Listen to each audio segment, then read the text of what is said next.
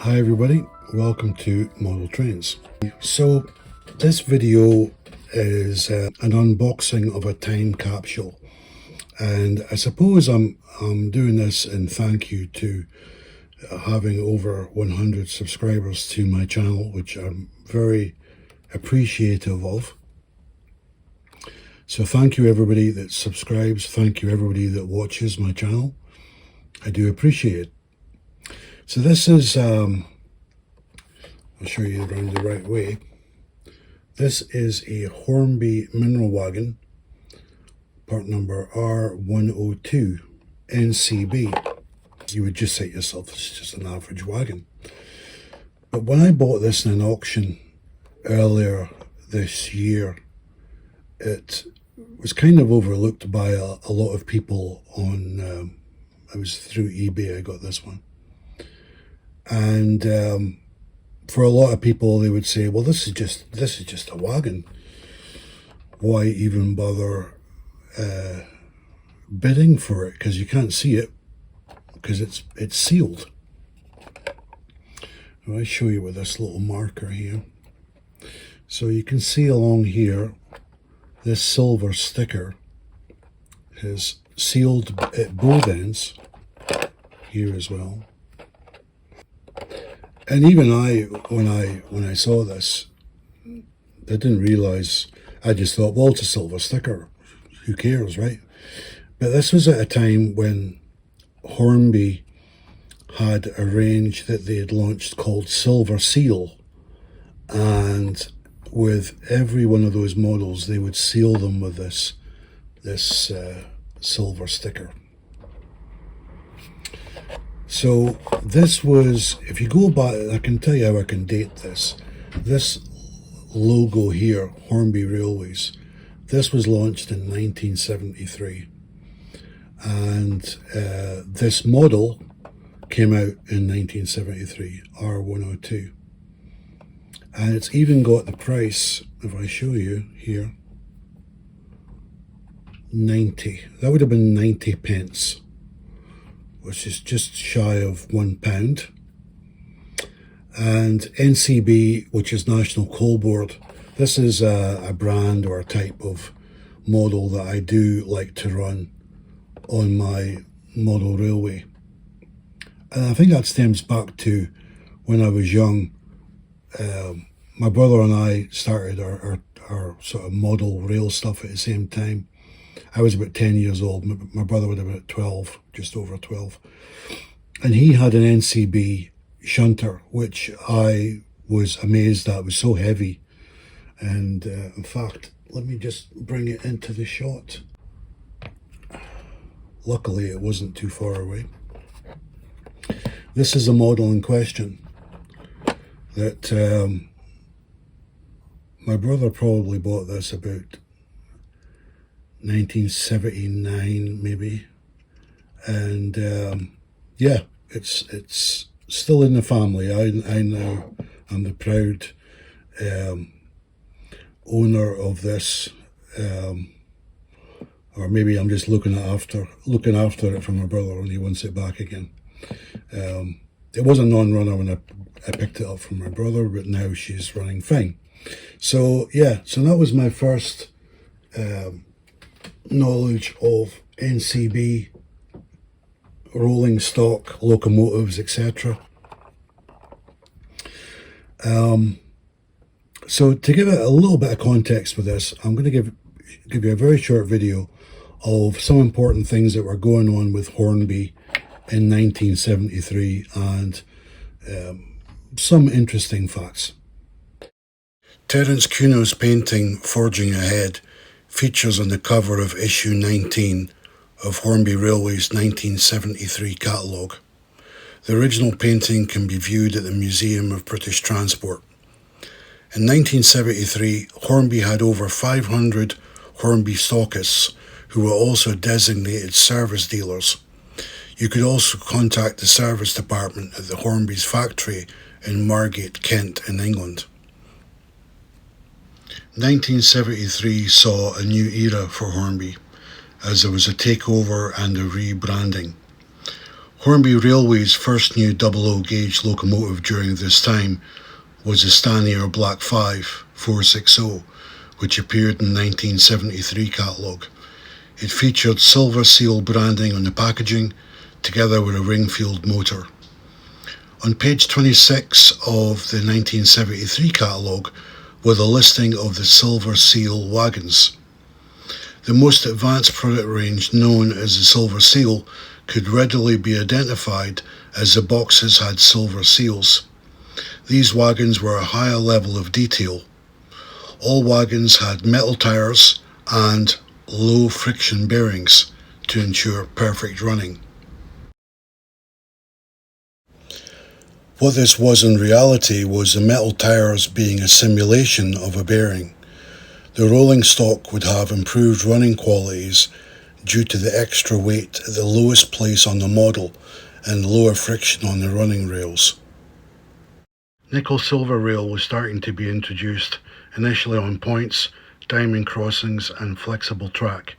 Magnesium was also introduced this year, giving locomotives more wheel grip of the steel track, so adoption of nickel-silver track was not immediate. Synchro-smoke was also launched, as well as exhaust steam sound, also known as chuff-chuff. Other things of interesting note in 1973 was there was an oil crisis, which had a significant effect on the UK, causing inflation to accelerate. The price of vinyl albums, or LPs, increased sharply, and in some cases records became thinner. However, this reduction in thickness often led to issues with warping and durability. The World Trade Center was opened in New York, and the first mobile phone call was made.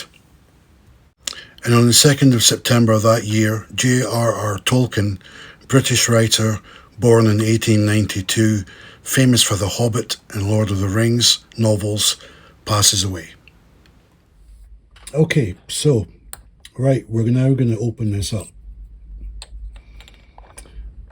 For the first time in over 51 years. Let's carefully open this up for the very first time.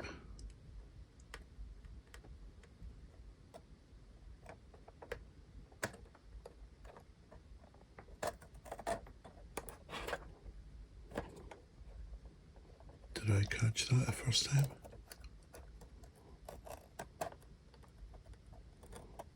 I'm just trying to be as careful as I can with opening this.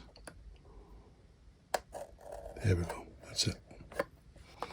For the very first time in 51 years, this was assembled in Margate, and it's never ever been opened.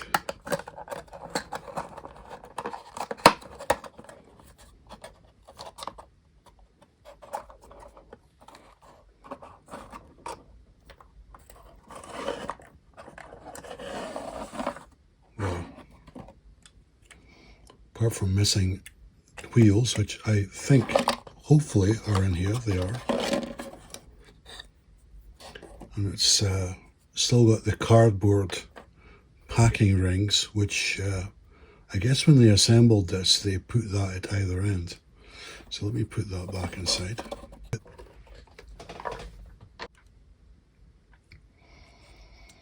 I take it there is only one way they go in.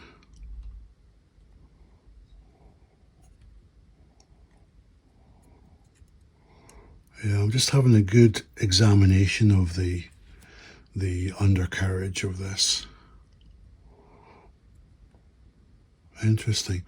There's a tiny little drop of oil in the corner there.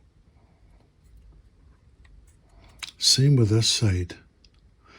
Do you know what? That must have came off the axles. It's quite close proximity to that. So okay, let's be really super careful and get these pins back in.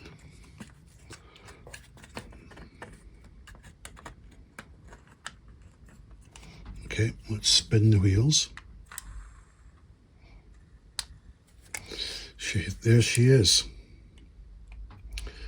The first time this model has seen light of day in 51 years. Wow.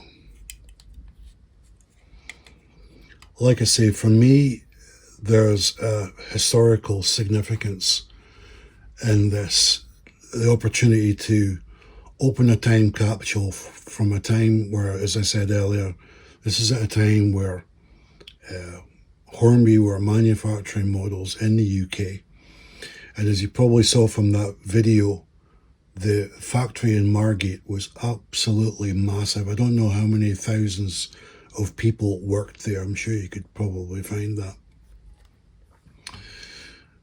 But yeah, I really, really like this. This is really neat.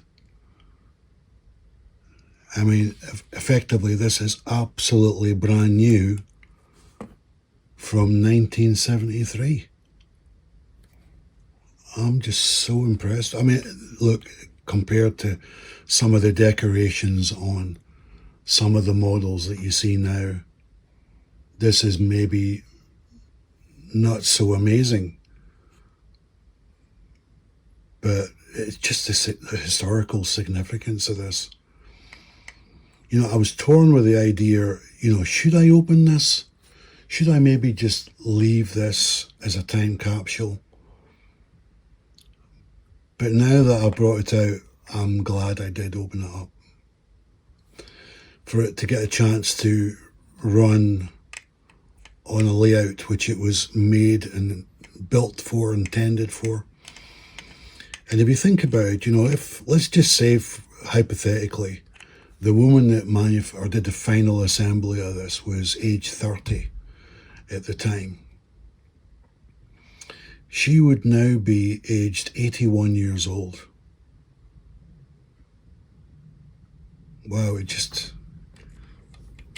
I know it's very simple. It's in terms of decoration compared to some of the models of today. But as I say, the historical significance for me, it's a brand that I use.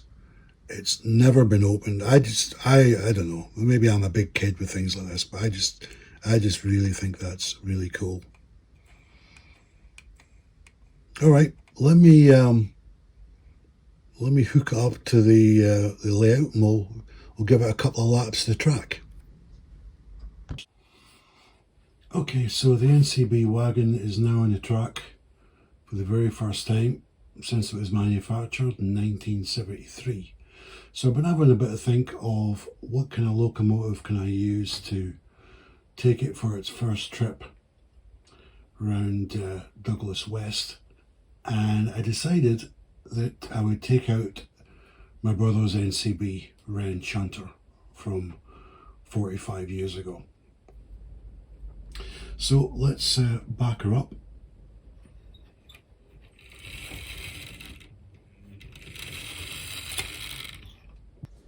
Right, so let's run this NCB for the first time.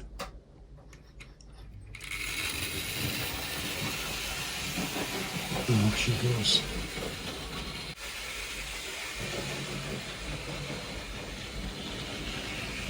Yeah, it's a joy running this NCB shunter and this unique wagon.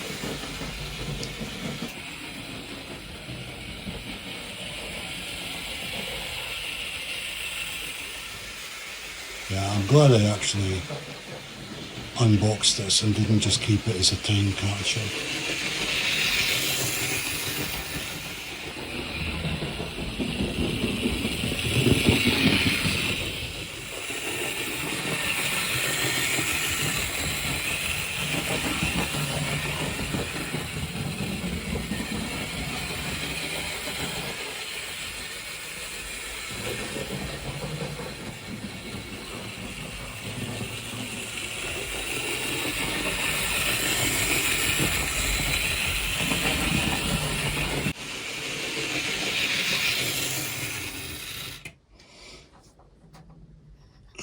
Back it up a little bit. Okay, so yeah, I hope you've enjoyed this episode celebrating my 100th subscriber, and it was just something a little bit unique I could bring to the community and show a model that was never opened in it's 51 years of been sitting in a box. And I certainly enjoy looking back at 1973. I was just a young boy at the time, but looking back at some of the interesting facts that happened during that time I found very interesting. So yeah, I'm really glad I've got this NCB now added to my collection. I'm going to get like a number 24 to stick it on the side of the wagon, just to remind me that it started its service in 2024. So I hope you've enjoyed this unusual episode, and a big thank you goes out to all the subscribers who subscribed to the channel and have watched my videos, and I look forward to putting out more videos that you want to see in 2025. So big thank you again. So thanks for watching, and I'll see you next time.